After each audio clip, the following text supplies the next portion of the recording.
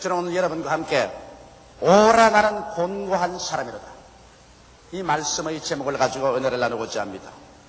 얼마 전에 우리 집에서 우리 희재가 애지중지하던 개가 그만 죽었습니다. 개가 죽고 난 다음에 희재가 어찌나 마음에 안되게 느끼고 그 심령이 상하게 하는 것을 제가 보고 저도 대단히 마음이 안 됐었습니다. 근데 하루 희재가 제게 이런 질문을 했습니다. 아버지, 개도 혼이 있습니까? 혼이 있고 말고. 그럼 개는 죽으면 혼이 어딜 갑니까? 개는 죽으면 혼이 없어진다. 개의 혼이란 육에 속한 것이기 때문에 육이 죽으면 육에 붙은 혼은 함께 흙이 되어버리고 사라져버리고 만다. 그러므로 개는 죽으면 아무것도 없어진다. 그럼 사람은요? 사람은 하나님의 형상과 모양대로 지음받은 영이다.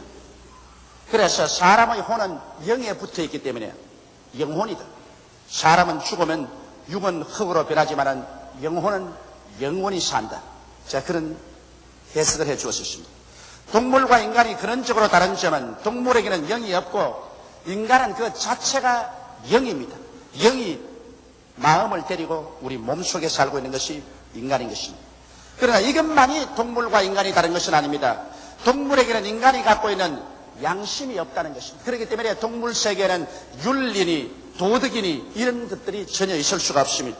그러나 하나님의 형상과 모양대로 지음받은 인간은 양심을 통한 윤리와 도덕이 주어졌습니다. 또 그뿐 아니라 인간은 타락했기 때문에 육체 속에 죄악의 부패성도 동시에 들어와 있는 것입니다. 이러므로 인간은 벌써 그 자체가 운명적으로 자아분열의 고통을 겪게끔 되어 있는 것입니다.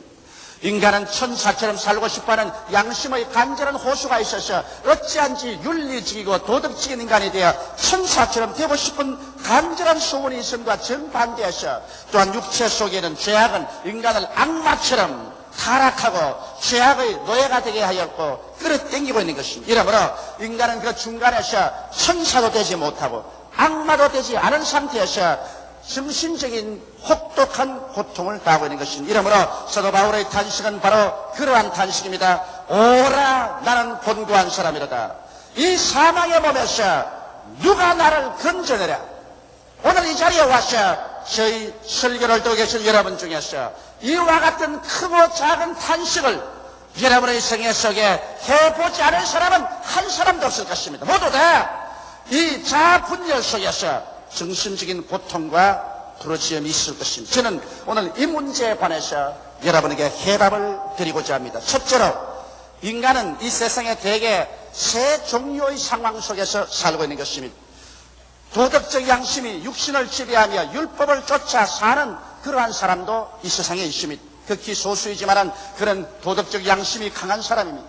이러므로 말미암아 육신의 정욕과 안목의 정욕과 이 세상 자랑을 누르고 다스리고 그리고 자기는 최선을 다해서 도덕적이고 윤리적이며 의롭게 산다고 자부하는 사람인 것입니다. 물론 성경은 말씀하기를 의인은 없나니 하나도 없다. 모든 사람이 죄를 범하였으니 하나님의 영광에 이르지 못한다고 말하고 있습니다. 그러므로 진실로 의로운 사람은 한 사람도 없습니다. 그러나 이 사람은 그래도 자기 딴에는 양심을 따라 살고 윤리와 도덕적으로 살아오기 때문에 의로운 사람이라고 자부하고 있는 것입니다. 자기의 행위가 이롭다고 생각하는 사람은 좀처럼 예수 그리스도를 믿지 않습니다. 나는 예수를 믿지 않아도 죄인이 아니다. 나는 믿지 않아도 구원을 받을 수 있다고 생각하기 때문에 오히려 자기의 적은 의로운 도덕적인 행위가 하나님께로 나아가는 길을 막아버리는 비극적인 존재의 사람인 것입니다. 그런가 하면 도덕적인 양심과 육신 사회를 방황하는 사람이 있는 것입니다.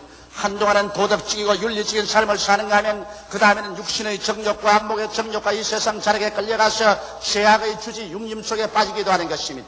이러므로 말미암아 자기 속에서 인격적인 분열 속에 심한 고통을 당하고 있는 것입니다. 마음의 죄책감을 가지고 자기가 죄인인 것을 알고 고민하는 사람인 것입니다.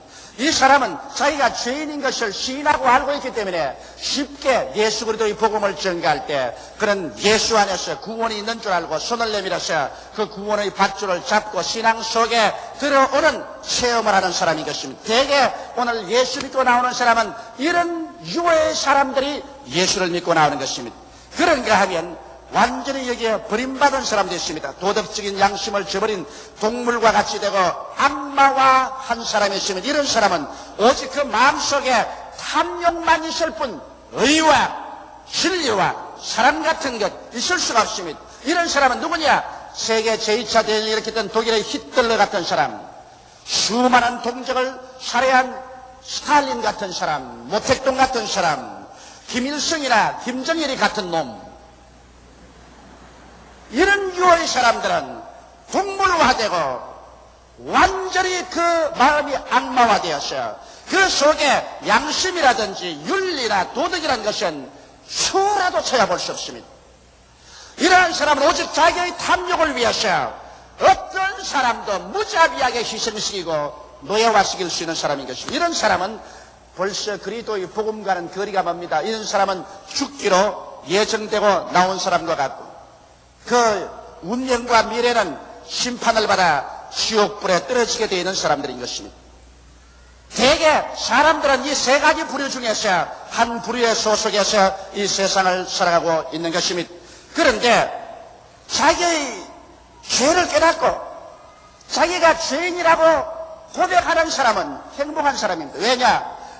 육신의 병이 든 사람이 자기가 어떤 병이 들었다는 것을 알게 되면 의사를 찾게 되는 것처럼 자기가 죄인인 것을 깨닫고 오라 나는 곤고한 사람이라다. 이 사망의 법에서 누가 나를 건져라고 장탄식을 하는 사람은 자기가 죄인인 것을 알기 때문에 영혼의 의사되는 예수께서 오라고 청할 때 곧장 그 앞에 나갈 수 있는 가능성을 가진 사람들인 것입니다. 그러면 오늘 제가 말하고 싶은 것은 이런 사람들이 이제 복음을 듣게 되는데, 둘째로 복음이란 무엇인가, 이것을 여러분께 말씀드리고 싶습니다. 대개 사람들이 복음이 무엇인지를 알지 못하고 있습니다. 복음이란 바로 우리 주 나사렛 예수 그리스도인 것입니다. 예수께서 이 세상에 오셔서 죄인의 죄를 용서하시고 병자의 병을 고치시고 귀신을 쫓아내시고 죽은 자를 살리시고 하나님의 영광을 선포하고 영생을 가르쳤습니다. 예수님은 실제로 이 땅에 오셔서 복음을 우리 가운데 보여주고 맛보고 실천시켜 주십니다. 그러고 난 다음에 주님께서는 여러분의 죄, 나의 죄, 불의, 저주, 질병, 절망과 죽음을 한 몸에 걸머주시고 오전 9시에 십자가에 못 박였어. 낮 12시에는 주님께서 목마르다고 외쳤습니다. 하늘도 땅도 다 진동하고 해조차 빛을 발하지 않으셨습니다. 그때부터 시작해서 오후 3시에는 주님께서 내가 다 이루었다고 외치셨습니다. 그리고 주님께서 운명하셨습니다. 그는 무덤에 들어간 지 사흘 만에 부활해서 승천하셨습니다.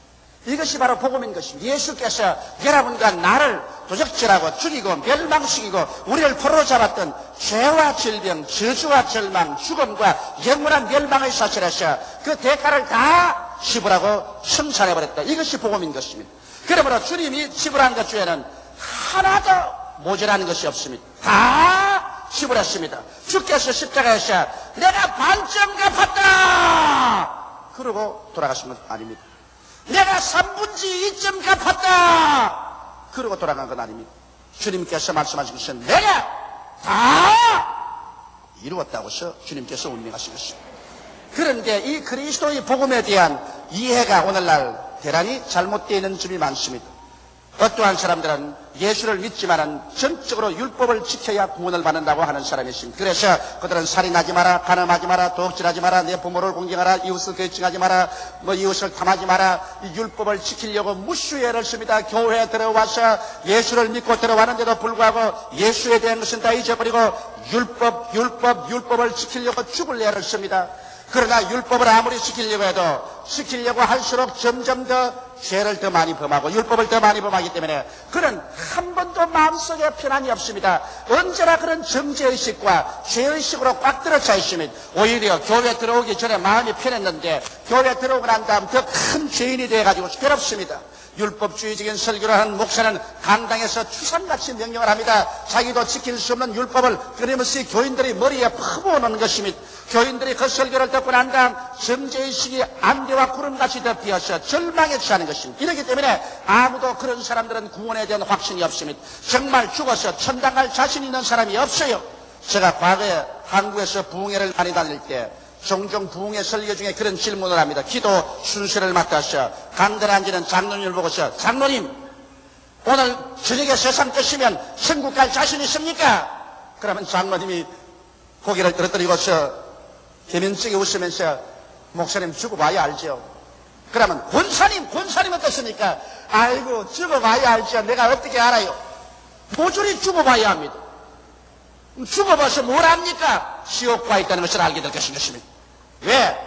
이 땅에서 구원받은 것을 모르는 사람이 죽어봐야 안다는 것은 그것은 벌써 틀린 것입니다. 왜 그러냐? 율법주의적인 그 사상 속에서 언제나 나는 죄인이다, 나는 못한다는 절망에 처했기 때문에 이러한 사람은 구원을 받지 못하고 있습니다. 복음에 대한 잘못 이해인 것입니다. 또 어떠한 사람들은 예수님 믿어서 은혜도 받고 그리고 율법도 지켜야 되는 것입니다. 예를 들어 말하면 제가 한 1천억의 빚을 졌습니다. 1천억의 빚을 졌으니 도저히 내 힘으로 갚을 수가 없습니다. 그런데 우리 아버님이 오셔서 내가 너 1천억을 갚아주마. 그럴 때 내가 1전짜리를 내놓고 난 다음에 그 1천억을 아버지가 다 갚으면 어떻게 해요? 내 1전하고 도와드릴 테니까 좀 받으십시오. 그래서 아버님께서만 내 빚을 갚은 것이 아니라 나도 1전을 도와서 갚은 것이니까 나도 빚 갚았다고 자랑을 합시다. 그런다면 우리 아버님께서 나를 보고 아주 안 잊고 계시할 것입니다. 1천억을 갚아주는데 1전을 내놓고 난 다음에 자기도 빚 갚았다고. 그렇다면 아예 안 갚아주는 것은 빚은 니 다 갚아라. 그렇게 하고 말 것입니다. 아예 은혜면 전적으로 은혜고 율법이면 전적으로 율법이지 은혜도 아니고 율법도 아닌 것은 복음이 아닌 것입니다. 이러므로 예수도 믿고 율법도 지켜야 구원을 받는다는 이것은 대단히 잘못된 것입니다. 그러면 어떤 것이 참 복음이냐? 전폭적인 신앙, 오직 믿음으로 구원받는 것. 즉 죄를 지었음에도 불구하고 못났음에도 불구하고 버림을 받아야 마땅함에도 불구하고 죄를 지은 그대로 못난 그대로 빈손등 그대로 남아서 예수를 믿기만 하면 예수의 공로로 말미암아 그대로 구원받는 것이 복음인 것입니다. 거기에는 수도 보탤 것도 없고 뺄 것도 없는 것입니다. 예수께서 내가 다 이루었다실 때 주님께서는 전혀 하나도 남김없이 다 이루어버린 것입니다. 우리의 과거의 죄, 현재의 죄, 미래의 죄를 주님께서 십자가에서 하나도 없이 깡그리 다 청산해버리기 때문에 오직 우리가 구원받는 것은 믿음 하나로 가지고서 받는 것입니다. 남녀, 노유, 빈부, 귀천, 학식, 무학식, 동시양인을 말론을 하고 오직 예수를 믿음으로 그 자리에서 무조건 전적은으로 선물로 구원을 받는 것입니다. 이것이 복음인 것입니다. 여기에 조라도 나의 율법적인 행위를 보태거나 그렇지 않으면 예수 그리스도의 은혜를 빼면 그 사람은 복음에 가입할 자격을 잃어버리는 것입니다. 갈라디아 사람들이 예수 그리스도를 믿으면서도 환례를 받고 토요일날 안식을 지켜야 구원을 받는다고 말할 때 바울 선생이 탄식해서 말하기를 갈라디아 사람들아 내가 너희에게 일한 것이 헛되게 될까 두렵다고 말한 것입니다. 율법의 하나를 지키는 사람은 율법 전체를 다 지켜야 되는 것입니다. 예수님께서 오신 것은 여러분과 내가 죄짓고 불의하고 추악하며 버림을 받아야 마땅한 인생이 된 것을 보고 불쌍히 여기셔서 우리 힘으로 절대로 죄의 빚과 사망의 빚을 갚을 수 없으므로 주님께서 대신해서 십자가에서 다 청산해 주었기 때문에 오늘날에 와시는 남녀, 노유, 빈부, 귀천할 것 없이 오직 믿음으로 말미암아 나오면 여러분의 과거가 어떤 상관할 필요 없이 무조건 하고 그 자리에서 예수 믿음으로 구원을 바라버리고 하나님의 자녀가 되어버리고 마는 것입니다. 굵은 죄, 적은 죄, 많은 죄, 작은 죄, 큰 죄, 조그마한 죄 주님께서 상관하지 않습니다. 인간은 그것을 따지지만 주님께서는 그것 상관하지 않고 무조건 주께서 바라보시는 것은 믿음 하나만 바라보시는 것입니다.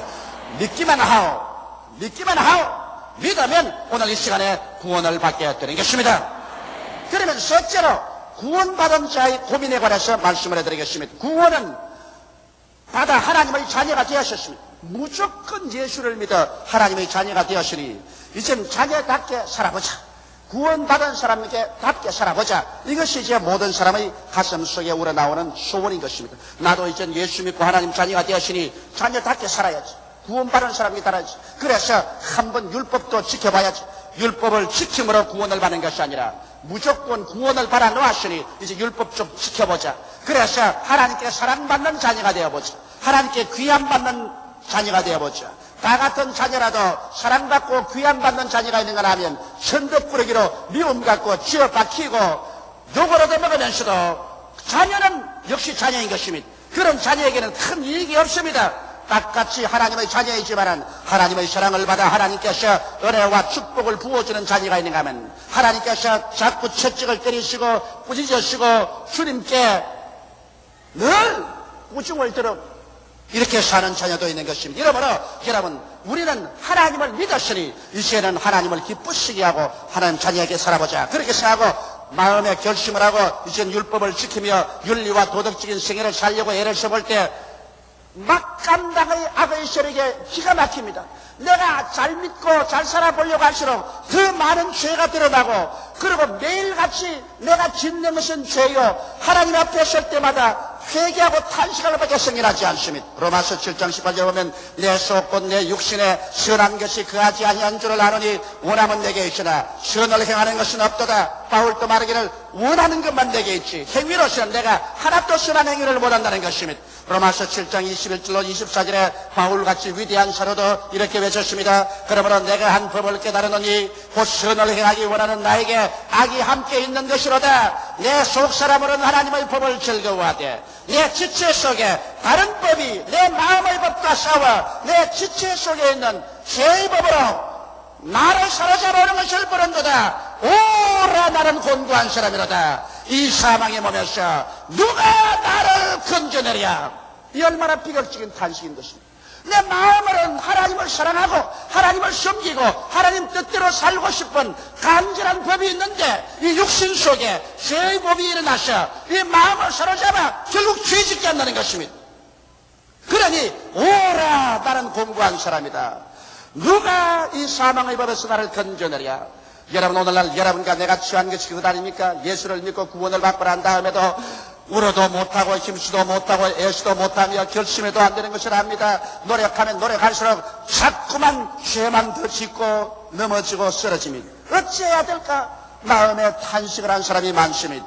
나는 거기에 대해서 여러분에게 해답을 드리고자 합니다. 넷째로 성결은 성령님의 힘으로만 된다는 것입니다. 은혜로 값없이 구원을 받았으나 자녀다운 행위는 내 힘으로 안 된다는 것을 예수 믿는 사람은 다 알게 되는 것입니다. 자녀는 자녀지요. 훌륭한 자녀도 자녀고 죄를 지는 자녀도 자녀고 못된 자녀도 자녀고 쩔름발이 자녀도 자녀인 것입니다. 일단 예수를 믿은 이상 여러분과 나는 모두 다 자녀가 된 것을 아시기 바랍니다. 하나님의 아들들이 된 것입니다. 그것은 믿음으로 값없이 된 것입니다. 그러나 믿고 난 다음에 더 훌륭한 자녀, 위대한 자녀, 사랑받는 자녀, 모범된 자녀, 축복받는 자녀가 되기 위해서는 우리가 더 이제는 법을 지키면서 살아야 되겠는데 이것이 우리 힘으로 안 된다는 것입니다. 그러나 로마서 8장 1절 2절에 그러므로 이제 그리스도 예수 안에 있는 자에게는 결코 정죄함이 없나니 이는 그리스도 예수 안에 있는 생명의 성령의 법이 죄와 사망의 법에서 너를 해방하였습니다. 우리를 죄와 사망의 법에서 해방시키는 것은 여러분과 나의 힘쓰고 애씀과 노력이 아니라 그리스도 예수 안에 있는 성령의 법이 그렇게 해주시는 것입니다. 성령의 역사 아니고는 여러분과 내가 죄의 법에서 해방될 수 없습니다. 우리는 과거 일정 36년 동안 일본의 무단 정치하에서 무서운 압박과 고통을 당한 것입니다. 그 강력한 무력을 배경으로 해서 한국을 점령하고 36년 동안 총독 정치를 했습니다.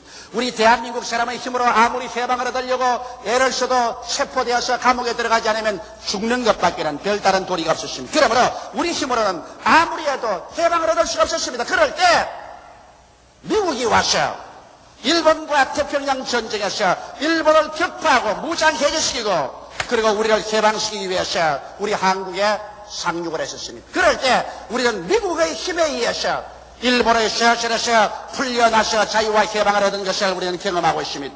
이와 같습니다. 우리가 죄와 사망에 묶여있는 이상 인간의 힘과 노력으로 아무리 애를 써도 인간의 힘으로는 이 죄와 사망의 몸에서 풀려날 수가 없습니다.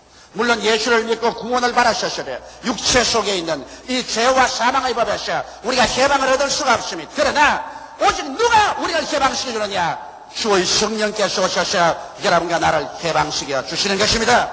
이렇기 때문에 우리가 예수를 믿자마자 하나님께서는 보혜사 성령을 여러분과 나의 속에 넣어주시는 것입니다. 우리가 예수 믿자마자 성령은 우리 속에 와 계셔서 성령이 우리 영의 눈을 열어주시고 영의 귀를 띄워주시고 그리고 영의 마음을 주셔서 하나님을 사모하게 만들고 기도하게 만들고 설교 듣고 성경을 읽게 만들어주는 것입니다. 이러므로 우리가 죄와 사망의 법에서 해방을 얻기 위해서는 이제 하나님께 예수 이름으로 간절히 간구해서 성령으로 충만하게 해달라고 기도해야만 되는 것입니다. 저는 매일같이 아침 일찍 일어나서 1시간 이상 기도하지 않고는 저 개인의 생애 속에 성령 충만을 체험할 수가 없어요. 하루 1시간 이상 기도하면 성령 충만을 체험할 수 있고 성령의 능력으로 말미암아 죄와 사망의 권세를 이길 수가 있는 것입니다. 성령을 성경에는 보혜사라고 말했는데 보혜사라는 그 말의 의미는 우리 곁에 부름을 받아 우리를 돕기 위해서 와 계신 분이라는 것입니다. 여러분 성령은 우리를 돕기 위해서 와 계십니다. 로마서 8장 26절에 성령도 우리 연약함을 도우신다고 말한 것입니다. 이러므로 성령께서는 여러분과 나를 도와주기 위해서 와 있는데 도와주기 와 있는 성령님께 도움을 청하지 않고야 어떻게 여러분께서 승리로운 삶을 살 수가 있겠습니까?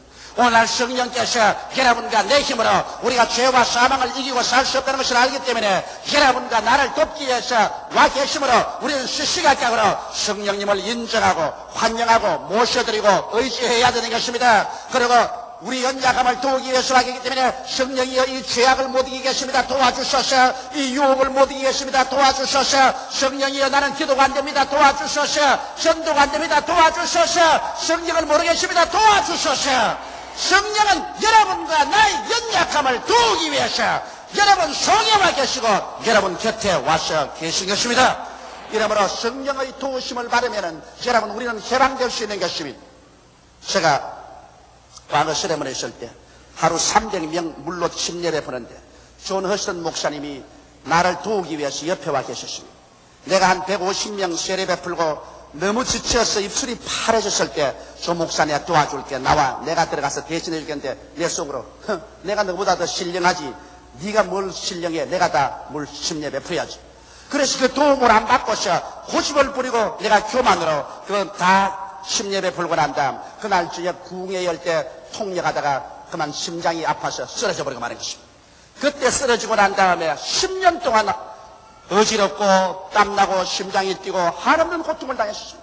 그때 도와주기 위해서 와 있는데도 불구하고 내가 겸손하게 그 도움을 받았더라면 그런 고생 안 했을 것인데 고집으로 교만으로 그 도움 안 받았다가 쓰러지고 마는 것입니다. 오늘날도 성령은 우리를 돕는 자로서 우리의 연약함을 도와주기 위해서 와 계신 것인데 성령의 도움 청하지 않고 내 힘으로 기도해보자. 내 힘으로 전도해보자. 내 힘으로 이렇게 살아보자. 내 힘으로 윤리와 도덕적으로 살아보자. 내 힘으로 마귀와 싸워서 이겨보자. 그러다가 납작하게 되어버리고 마는 것입니다.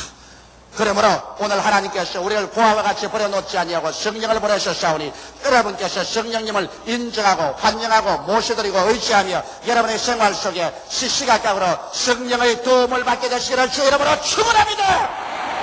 이것이 바로 여러분의 신앙생활에 승리할 수 있느냐 패배하느냐의 관건인 것입니다. 인간의 힘으로서 죄와 사망의 세력을 이길 자는 없습니다. 바울 선생같이 위대한 주의 종도 오라 나는 공부한 사람이로다. 이 사망의 몸에서 누가 나를 건져내라고 했다가 그 다음 그리스도 예수 안에는 생명의 성령의 법이 죄와 사망의 법에서 너를 해방하였다고 그런 노래 불렀던 것입니다. 오늘 이 시간에 여러분께서 어떻게 과거에 처참하게 실패한 신자라도 오늘 성령이 와 계신 것을 깨닫게 되고 그래서 성령의 도우심을 솔직하게 구하면 성령과 나는 합쳐서 마귀를 이기고 죄를 이기고 사망을 이기고 절망을 이기고 승리할 수 있습니다. 구원은 예수님의 전적 절대적인 십자가 은혜로 선물로 받게 되며 거룩하고 깨끗한 삶도 전적 절대적으로 성령님의 은혜로 죄를 버리고 의와 거룩함을 쫓아 살 생각과 힘을 얻을 수가 있는 것입니다. 이렇기 때문에 오늘 이 시간에 복음을 듣고 구원을 받고 성령의 능력으로 말미암아 위대한 승리의 삶을 살아 일어서고 앉는 것마다 영혼이 잘됨같이 범사에 잘되며 강건하고 생명을 할 때 넘치게 되며 하나님의 사랑을 받는 여러분 되시기를 주의 이름으로 축원합니다. 다 같이 고개 숙여 기도드리겠습니다. 살아계신 우리 아버지 하나님이시여 수많은 사람들이 입술로 주여 주여 하면서도 복음을 믿지 아니하고 율법주의자 아니면 은혜와 율법을 함께 섞어서 구원도 행위도 아닌 은거주춤한 자리에 있는 사람이 있으니 우리 아버지 복음은 예수께서 다 이루어놓은 것 빈손 들고 그 수레에 올라타는 것입니다. 오늘 무조건하고 절대적인 선물인 그리스도의 구원을 은혜로 받아서 하나님의 자녀가 이 자리에서 다 되게 도와주시옵소서. 아버지 하나님의 자녀가 된 사람들마다 성령의 도우심을 받아 의롭게 살게 도와주시옵소서. 보혜사란 말은 우리 곁에 와서 도와주기 위해서 기다리시는 분이란 말입니다. 성령도 우리 연약함을 도우신다고 했는데 도울 사람이 와서 있는데도 불구하고 도움 청하지 않은 것은 우리가 잘못인 것이 없나이다. 우리 아버지 그러므로 지금부터 시시각각으로 성령의 도움을 청하여서 성령님의 도움을 받아 위대한 승리의 삶을 살게 하여 주옵소서. 예수님 이름으로 기도하옵나이다. 아멘.